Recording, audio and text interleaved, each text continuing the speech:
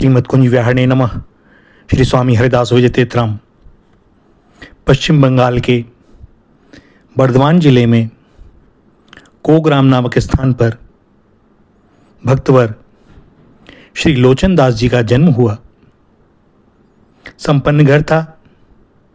लोचन दास अपने माता पिता के एकमात्र संतान थे और उनका ननिहाल भी उसी ग्राम में होने के कारण उनके वृद्ध नाना नानी उन्हें बहुत प्रेम करते थे और इस प्यार दुलार के कारण लोचन दास का बाल्य जीवन बड़े हंसते खेलते बीता। पढ़ने लिखने का भी विशेष अवसर नहीं मिला। संपन्न घर में जन्म लेने माता पिता नाना नानी के परम स्नेह से सदा पले होने पर भी लोचन दास जी का मन पूर्व संस्कारवश संसार के विषयों में नहीं लगता था। ये खेल खेल में मिट्टी के महल बनाते और उन्हें फिर बिगाड़कर संगी साथियों से कहते, देखो यह संसार भी ऐसा ही है, आज है कल नहीं। लोचन दास के बहुत मना करने पर भी इनके माता पिता ने इनका विवाह 11 वर्ष की अवस्था में कर दिया। उस समय बहुत कम उम्र में विवाह हो जाते थे। जो इनकी पत्नी बनी वह कन्या वास्तव में लक्ष्मी के समान रूपवान और गुणों से संपन्न थी, किंतु कन्या को उसी के घर रहने दिया गया ताकि जब वो बड़ी हो जाए तब उसे अपनी ससुराल लेकर के आएंगे। लोचन दास का मन विवाह होने के बाद भी इधर उधर कहीं लगा नहीं। जैसा पहले थे वैसे ही बने रहे। श्रीखंड नामक स्थान में श्री चैतन्य महाप्रभु के एक भक्त पंडित प्रवर नरहरि महाराज जी निवास करते थे।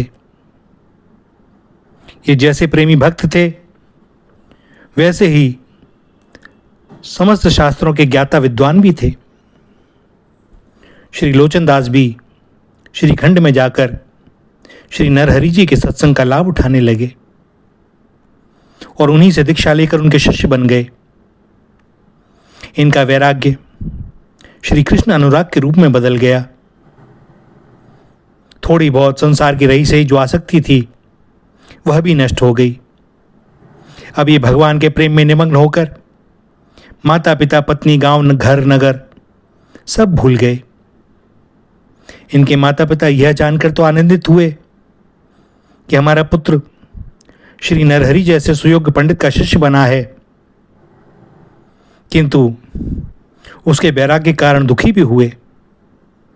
तब उन्होंने विचार किया कि अब लोचन दास की पत्नी जो कि अपूर्ण युवती हो गई है उसे घर ले आना चाहिए ताकि लोचन दास का मन भी थोड़ा बहुत संसार में लगे। उधर इनकी पत्नी इनके वियोग में दिन रात आंसू बहाया करती थी। इनके पिता कमलाकर जी ने यह सारी बातें पंडित प्रवर श्री नरहरि जी को सुनाई और उनसे प्रार्थना की कि आप लोचन दास को आज्ञा दें।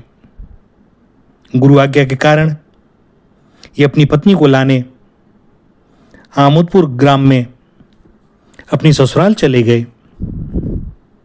लोचन दास सदगुरुदेव की आज्ञा से ससुराल के ग्राम में तो पहुंचे, किंतु इतने सालों बाद आने के कारण और बैरागी होने के कारण उन्हें अपनी ससुराल का घर याद नहीं आया। विधाता का विधान ही कुछ और। ग्राम में घुसते ही उन्हें एक सुंदरी युवती मिली और लोचन दास जी ने उससे बड़े विनीत भाव से पूछा, मां, अमुक का घर कहाँ है? किस रास्ते होकर जाने से मैं उनके पास पहुंच जाऊंगा? युवती ने एक बार इनकी ओर देखा और उंगली के इशारे से उन्हें रास्ता दिखा, नीचा मुख करके अपनी राह चली गई। बंगाल में शाक्त धर्म का प्रभाव विशेष होने के कारण कन्या और युवती को आदरवश मां के रूप में संबोधित किया जाता है, क्योंकि सभी मां दुर्गा महाकाली के उपासक सहज भाव से कोई जब किसी अनजान से पूछता है तो मां का संबोधन ही करता है। लोचनदास भी अब ससुराल पहुंचे। स्वागत सत्कार कुशल क्षेम पूछने के बाद स्नान भोजन के पश्चात ये जब अपनी पत्नी से मिले तब उसे देखकर बड़े असमंजस में पड़ गए, क्योंकि जिस युवती को उन्होंने मां कहकर संबोधित किया वही इनकी पत्नी थी, और पति के मुख से मां शब्द याद आते ही वह तरुणी युवती भी भीतर तक सिहर उठी। वह युवती विषाद के आवेग में साड़ी के आंचल से आंखें पोंछते हुए द्वार से सटकर खड़ी हो गई। लोचनदास भी सब समझ गए। दोनों के मुख से ही अब शब्द निकलना कठिन हो गया। समय की गति बड़ी बलवान। रात भर ये दोनों पति पत्नी अश्रु बहाते रहे। धर्मभीरू लोचनदास ने अपनी पत्नी को समझाया, तब उसने भी गदगद कंठ से यही कहा, स्वामिन, मेरे तो आप ही आराध्य हैं। आपको छोड़कर मैं दूसरे किसी ईश्वर को नहीं जानती। मैं भोगों की भूखी नहीं हूं। मुझे आपका शरीर नहीं चाहिए। मैं यह भी नहीं चाहती कि आपने जिसको एक बार मां कह दिया उसके साथ पत्नी का सा व्यवहार करके आप धर्मपद से च्युत हो जाएं। किंतु हे प्रभु, मुझे अपनी सेवा का अधिकार तो दे ही सकते हैं, सो आप मुझे अपने से अलग मत करिए। और उसी दिन पवित्र शील व्रत को धारण करके ये दोनों संसार की दृष्टि में पति पत्नी,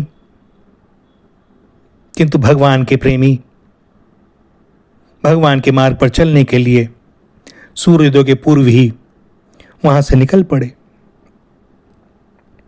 पिता माता की मृत्यु के पश्चात लोचनदास जी अपनी सारी संपत्ति दीन दुखियों को बांटकर गांव के बाहर एक पर्णकुटी बनाकर अपनी सती पत्नी के साथ भजन करने लगे।